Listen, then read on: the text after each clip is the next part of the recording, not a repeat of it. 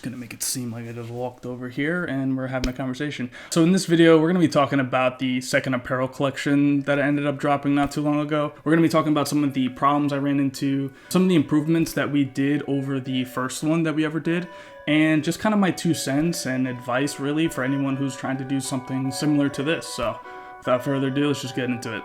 Perfect.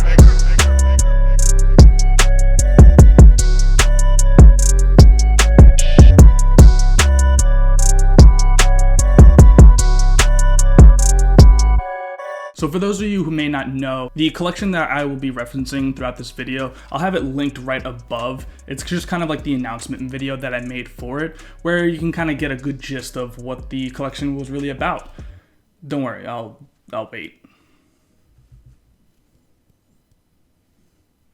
Good? So let's first talk about some of the problems I ran into. With this second collection, the difference between the first one and the second one was I wanted something that was going to be a bit more of a hands-on experience. So with that, I needed to find all of the different components that really needed to be a part of each of the pieces when it came to the KAI-ZEN Collection. Now, the hard part, again, being finding those places.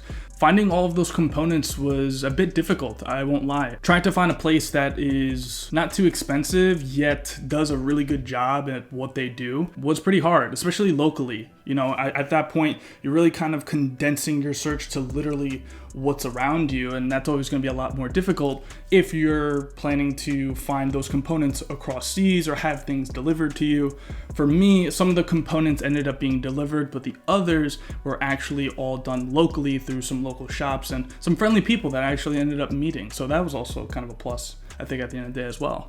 Another issue was dealing with some of the mistakes that actually would end up happening throughout the kind of sampling process, if you will. I'm the type of person where I like things done the right way the first time.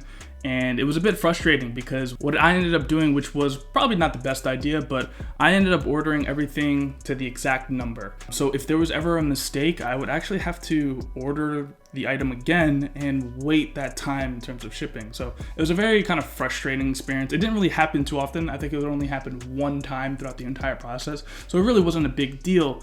But it can be a bit frustrating, you know? I tend to be that person where I want things done the right way first time, and whenever there's mistakes, I don't know, I kind of get frustrated with it. And that's something that I need to kind of get better at, because when it comes to this industry or these types of projects, I guess, if you will, mistakes are going to happen. You know, these setbacks happen all of the time. So this is a good first step for me just to kind of get used to it in terms of just dealing with those mistakes and understanding that it's a process. It's a marathon. It's not a sprint.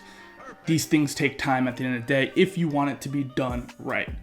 Finally, the kind of main issue that I really had, of course, was just the fact that we had a lack in fan base, if you will. I'm not oblivious to it. I know that my channel isn't the biggest out there, whether that's on YouTube, my Twitter account, Instagram, Twitch, all of the above. I know I'm not super big out there in terms of, I guess, that follow number or that subscriber count, if you will, but it was still something that I wanted to kind of just do and experiment. At the end of the day, I am a graphic designer, and I love the idea of creating things that are just bigger than just what the project is, if that makes sense. I love having physical items of the things that I've made, things that actually stand the test of time. But going into it, I knew it was going to be an uphill battle.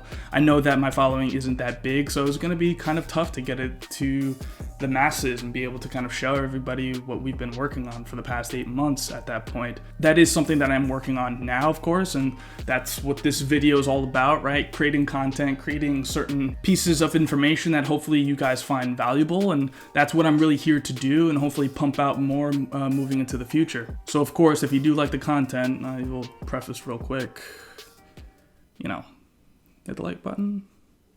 Helps sometimes. So the question I'm sure a lot of you want to know is, did you make any profit on it? And the big old question, or the big old answer, is a big whopping no, I did not. But I didn't really care. Going into it, I kind of figured I wouldn't, to be honest with you. Again, it was just something that I thought was such a cool idea, and I really wanted to just dive straight into the deep end and just give it a shot and go for it. So I knew that it was probably not going to work out in my favor. Did we lose a lot of money? No, we didn't.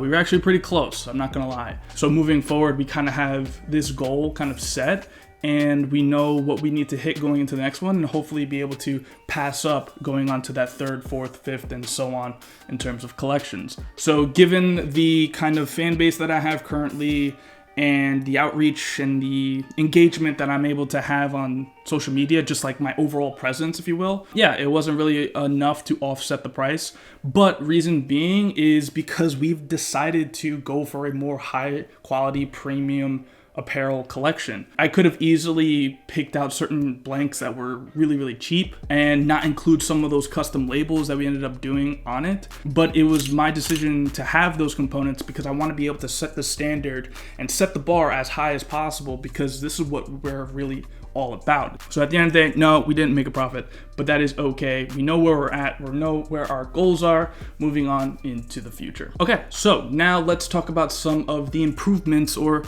kind of better things that kind of came out of this collection over the first one that we did. First one being, which I kind of mentioned earlier, was just the fact that it was more of a hands-on experience. I was able to actually go out and talk with certain people and try to show them my idea and potentially maybe figure out a better way to do it, because of course they kind of have all of the experience and I'm kind of relatively new coming into it. So I was able to meet some cool people and really just get that hands-on experience. Even when it came down to the packaging as well, I was the one doing it, of course. So I found that really, really fun, being able to just have the last say before a certain order went out and got to one of you guys. So I thought that was really cool. I love this kind of more hands-on experience and a lot higher of a ceiling when it comes to being able to customize certain aspects and really deliver a nice experience for you guys. Of course, the biggest improvement overall was just the overall quality when it came to each product. Given the fact that when you do print on demand through those sites like Printful and some other ones, kind of like Custom Ink, if you will, that's kind of like the OG one that I remember back in like high school and stuff.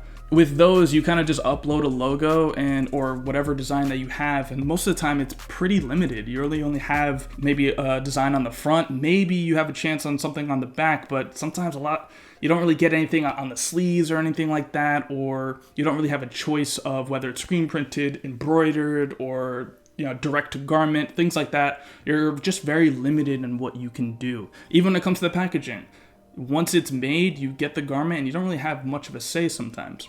So with this experience, I was able to obviously get every single component, try to get the best of the best given our current situation. And like I said, having that last look at everything and making sure that before it goes out, it's up to standard when it comes to the level of quality that we're trying to produce when it comes to KAI-ZEN's media. Finally, it's just kind of the overall advice that I may have for some of you guys out there.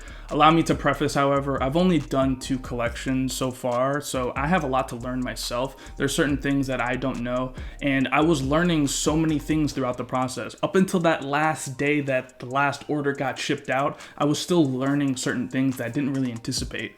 I actually made a video, it was a YouTube Shorts, I'll link it up here as well, of just the idea of try not to prepare for every single situation, especially when you're doing something brand new. Thought I prepared for pretty much every single aspect. Lo and behold, there were still certain things throughout the process that I was learning that I did not expect at all. And they were slight setbacks, but I kind of learned from that. And the only way that I feel like you can truly learn and master a certain craft is, of course, just doing it.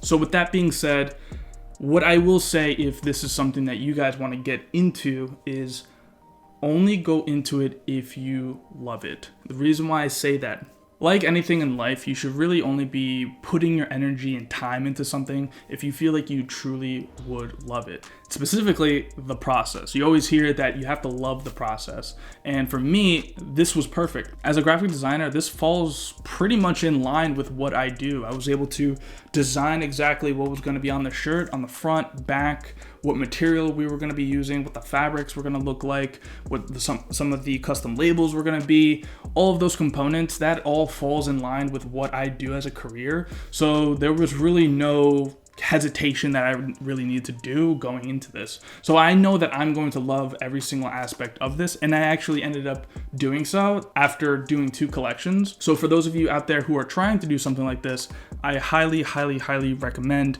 please only get into it if you feel like you would love the process. Don't just do it as like a money grab at the end of the day, you know, putting something out there that's really low in quality, but pricing it super high just to kind of make a quick buck.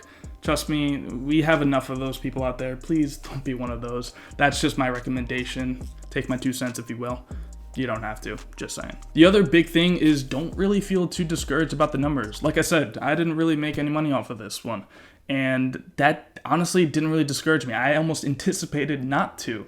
You'll be surprised how many companies out there, when they embark on some of these new projects that they're working on, how much money they actually lose in the process. They're not making money after every single project. There's always going to be setbacks, and you need to kind of anticipate that and expect that, honestly. But you know the old saying, you have to spend money to make money? That's kind of the idea here. You have to invest a little bit and be prepared for losses, learn from mistakes, and eventually things will turn around. And finally, what I will end off the video is to create things that you truly believe in. Whether that's a certain clothing company that maybe you're trying to start up, if you truly believe in the messaging that you're really trying to put out there, people will notice and people will begin to support that cause. It's really obvious when you don't really support your own messaging and you're kind of hypocritical when it comes to it. It's pretty obvious, and people don't really like that, of course. People like someone who's very genuine and who's really about what they say. If you truly believe in your messaging and you're constantly putting out content so that people can see that messaging and constantly pushing it forward, people will gravitate to it. It's only a matter of time. It's the hardest part when it comes to content creation, maybe in general, is always starting that YouTube channel and being consistent. That's the biggest key. You will hear that across so many different things. The biggest thing is being consistent. So if you be consistent and truly believe in that messaging or that thing that you're really trying to push out, trust me, people will notice, people will flock to it, and people will begin to support. And that's pretty much it. That's kind of just the overall experience when it came to this second collection. I anticipate to be doing more as each collection kind of goes on. I'm sure there's a ton more things that I still need to learn, so I'll definitely be doing more of these sit downs after each one. I just kind of hope that this video was relatively informative. I hope you guys kind of took something away from it for anybody who's currently trying to do the same thing that I'm currently doing. I hope this was relatively helpful. So if you did enjoy it, make sure to leave a like. Like I said, it does actually help out, like, honestly. And if you like the content just in general, be sure to maybe subscribe. I'll be putting out some more content that hopefully is relatively informative, educational, and just kind of just helpful overall. That's what I intend to do. So it's been myself, Steven, aka Scream. I will catch you guys in the next video. Peace out, guys, and have a good one. I guess I'm just gonna walk off screen to make it seem dramatic, I guess. See ya.